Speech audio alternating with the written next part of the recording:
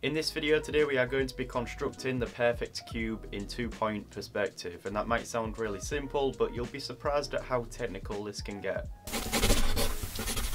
So there's a few benefits to being able to construct a perfect cube in perspective. One of them is that we can use it to build a perspective grid on the ground plane for our drawing. Another one is that we can use the cube to construct and build other objects. And then it's good just to know that all of the dimensions of the cube are equal all around. So if you're just going to be casually drawing freehand, this is probably a bit overkill, but it's good to know anyways, so let's get into it.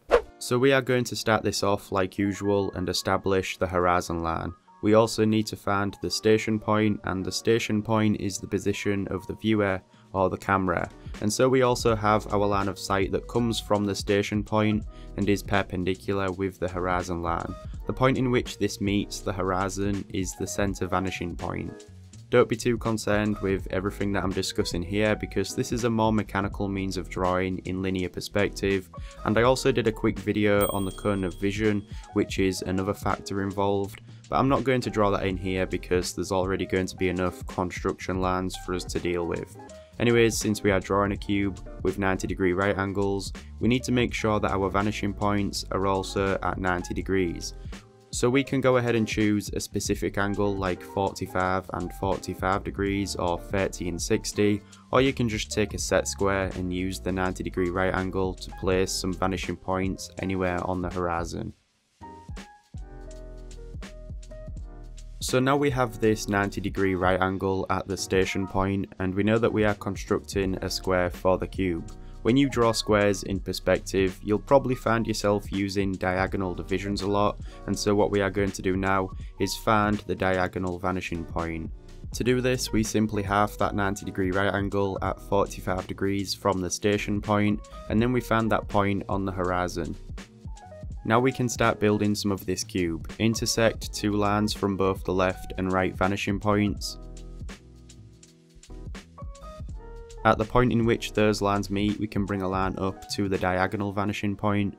Then we can create the other side of the square using the right vanishing point. We then finish the final side by taking a line from the left vanishing point through the point in which the previous line we created meets the diagonal line. That will give us a true square in perspective. Okay, so at this point you could go ahead and use some of the multiplication techniques and build a grid in perspective to help you draw, but in this video we are going to be constructing a cube, and right now you might be wondering, how do we find the height of the cube and make it the same as these dimensions here, because these dimensions are in perspective and we can't accurately measure them by just taking a ruler to them, but there is another way.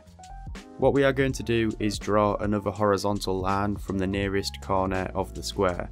This is parallel to the horizon line. We then need to find the distance from the left vanishing point to the station point. Once we have that distance, bring it up to the horizon line and mark a point on there. Now for the next step, we take a line from that new point and we bring it through the left corner of the bottom face of the cube until it meets the horizontal line which we have just made. We can mark the point in which it crosses this line, and then we measure the distance from the point to the right corner of the bottom plane, and that distance will be the accurate height for the cube. So we can just flip that distance up, and seeing as we now know the height of the cube, we can build the rest of it using the vanishing points. And that is how to draw a perfect cube in perspective.